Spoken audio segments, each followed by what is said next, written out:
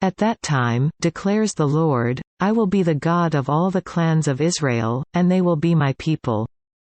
This is what the Lord says, the people who survive the sword will find favor in the desert. I will come to give rest to Israel. The Lord appeared to us in the past, saying, I have loved you with an everlasting love, I have drawn you with loving kindness. I will build you up again and you will be rebuilt, O Virgin Israel. Again you will take up your tambourines and go out to dance with the joyful. Again you will plant vineyards on the hills of Samaria, the farmers will plant them and enjoy their fruit.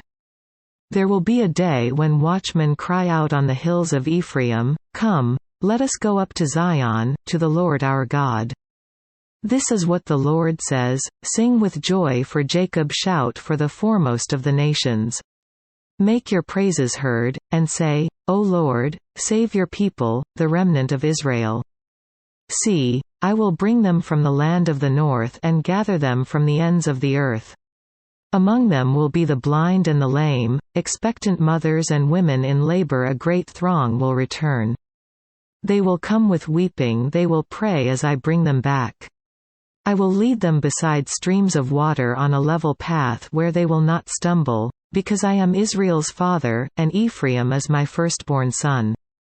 Hear the word of the Lord, O nations, proclaim it in distant coastlands. He who scattered Israel will gather them and will watch over his flock like a shepherd. For the Lord will ransom Jacob and redeem them from the hand of those stronger than they. They will come and shout for joy on the heights of Zion, they will rejoice in the bounty of the Lord, the grain, the new wine and the oil, the young of the flocks and herds. They will be like a well-watered garden, and they will sorrow no more. Then maidens will dance and be glad, young men and old as well. I will turn their mourning into gladness, I will give them comfort and joy instead of sorrow. I will satisfy the priests with abundance, and my people will be filled with my bounty, declares the Lord. This is what the Lord says, a voice is heard in Ramah, mourning and great weeping, Rachel weeping for her children and refusing to be comforted, because her children are no more.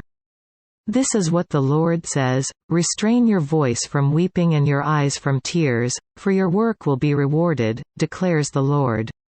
They will return from the land of the enemy. So there is hope for your future, declares the Lord. Your children will return to their own land. I have surely heard Ephraim's moaning, you disciplined me like an unruly calf, and I have been disciplined. Restore me, and I will return, because you are the Lord my God. After I strayed, I repented, after I came to understand, I beat my breast. I was ashamed and humiliated because I bore the disgrace of my youth. Is not Ephraim my dear son, the child in whom I delight? Though I often speak against him, I still remember him. Therefore my heart yearns for him, I have great compassion for him, declares the Lord. Set up road signs, put up guideposts. Take note of the highway, the road that you take. Return, O Virgin Israel, return to your towns. How long will you wander, O unfaithful daughter? The Lord will create a new thing on earth, a woman will surround a man. This is what the Lord Almighty, the God of Israel, says, when I bring them back from captivity. The people in the land of Judah and in its towns will once again use these words, The Lord bless you, O righteous dwelling, O sacred mountain. People will live together in Judah and all its towns, farmers and those who move about with their flocks. I will refresh the weary and satisfy the faint. At this I awoke and looked around. My sleep had been pleasant to me. The days are coming, declares the Lord, when I will plant the house of Israel and the house of Judah with the offspring of men and of animals. Just as I watched over them to uproot and tear down, and to overthrow, destroy and bring disaster. So I will watch over them to build and to plant, declares the Lord. In those days people will no longer say, The fathers have eaten sour grapes, and the children's teeth are set on edge. Instead, everyone will die for his own sin, whoever eats sour grapes his own teeth will be set on edge. The time is coming, declares the Lord, when I will make a new covenant with the house of Israel and with the house of Judah. It will not be like the covenant I made with their forefathers when I took them by the hand to lead them out of Egypt, because they broke my covenant. Though I was a husband to them, declares the Lord. This is the covenant I will make with the house of Israel after that time, declares the Lord. I will put my law in their minds and write it on their hearts. I will be their God, and they will be my people. No longer will a man teach his neighbor, or a man his brother, saying, Know the Lord, because they will all know me, from the least of them to the greatest, declares the Lord. For I will forgive their wickedness and will remember their sins no more.